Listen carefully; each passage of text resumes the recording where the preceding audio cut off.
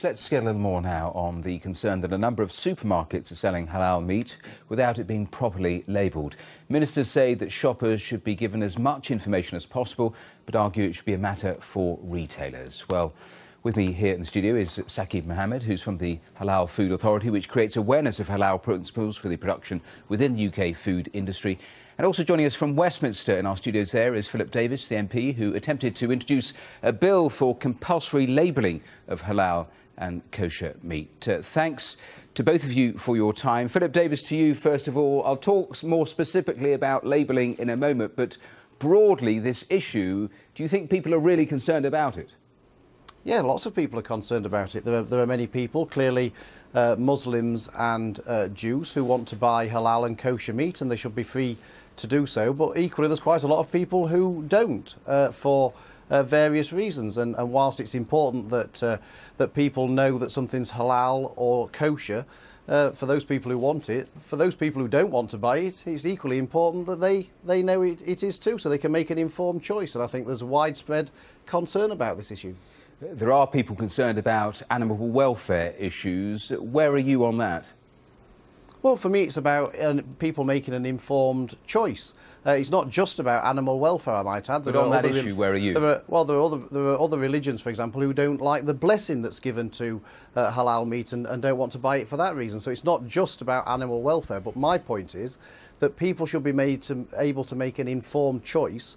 And then it will be up to customer demand, and that retailers should be able to respond to that customer demand. At the moment, people can't make any informed choice because they've got no idea at all what they're buying. Saqib Mohammed, what proportion of meat that is sold as halal meat comes from animals that have not been pre-stunned before they're actually killed? Honestly speaking, it's about not more than 10%. It's 90% of halal meat, which is either labelled or not labelled as such, is actually pre-stunned, and that stunning is actually it's not designed to kill the animal or bird, but it's just reversible, recoverable stunning that we can refer it to. But this is about 90%, and it is certified. But 10%, the animals will have their throats cut without any sort of stunning. Is that cruel? No, we don't think so. It all depends what sort of stunning is employed, what sort of species we are talking about.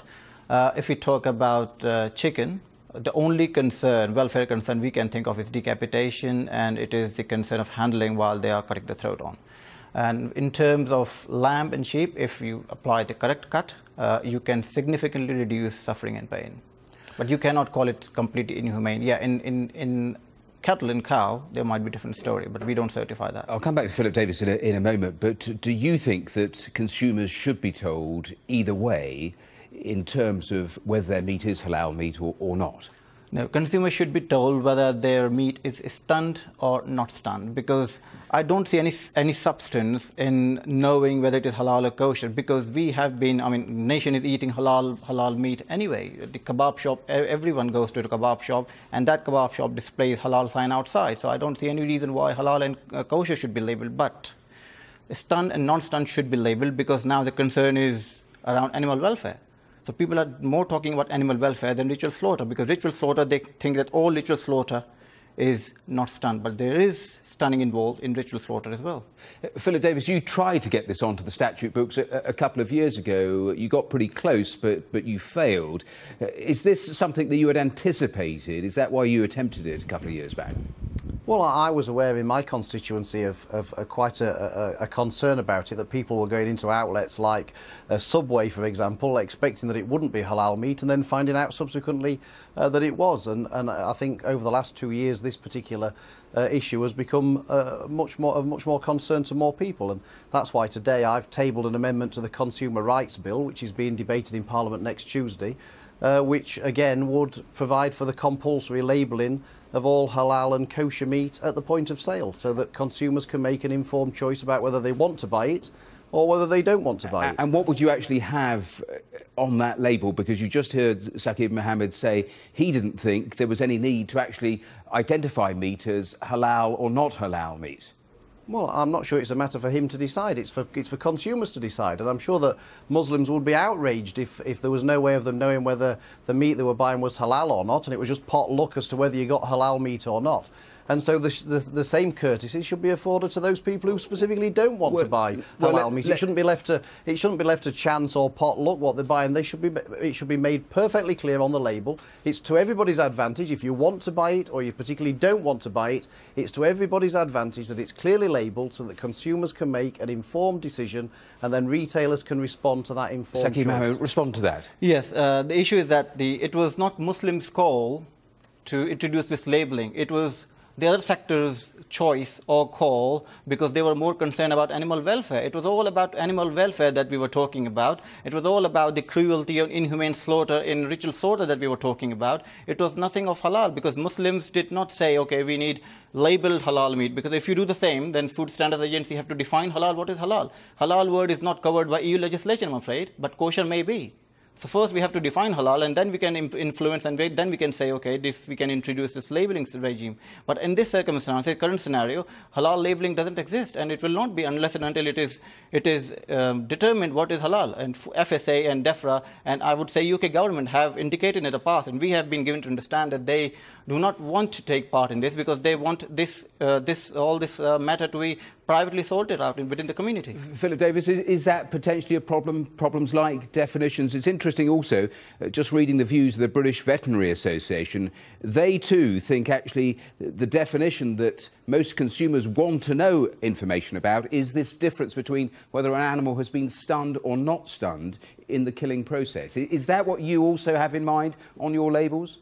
Well, no, as I made clear at the start, it's not just about the animal welfare, it's also about the blessing that's given to it that other religions also object to, and I think that we should be mindful of their requests as well. Yes, but we can't have it both ways. We can't say that kebab shops... Such. I mean, everybody has got no issues with halal meat if halal is stunned. If that meat is derived stunned, and if that conforms to all animal welfare regulations, then nobody has got any bother whether prayer has been said or not, and that's what our standing. Well, Philip Davis is saying that people do have a problem with it. Some people. Yes, some people you're talking about minority. It might be 2-3% of the population if you're referring to, but we don't believe it is the case.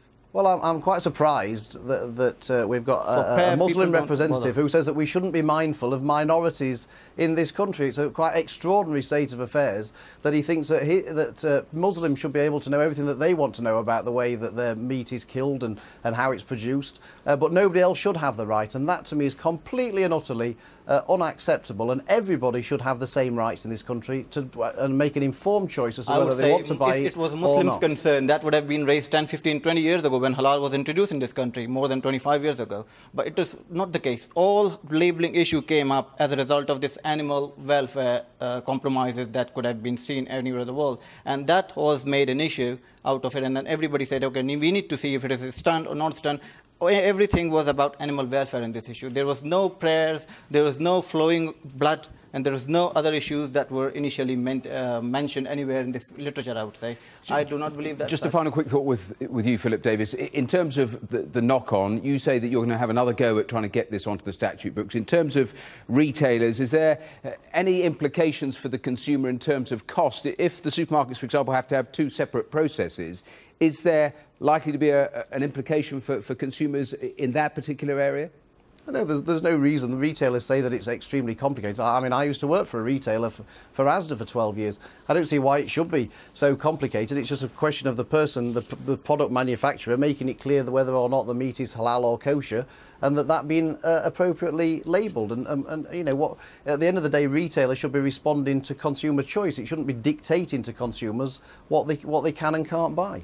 Well, look, there we have to leave it. But Philip Davis, Saqib Mohammed, thank you both for your time here this afternoon. Thank you. Thank you.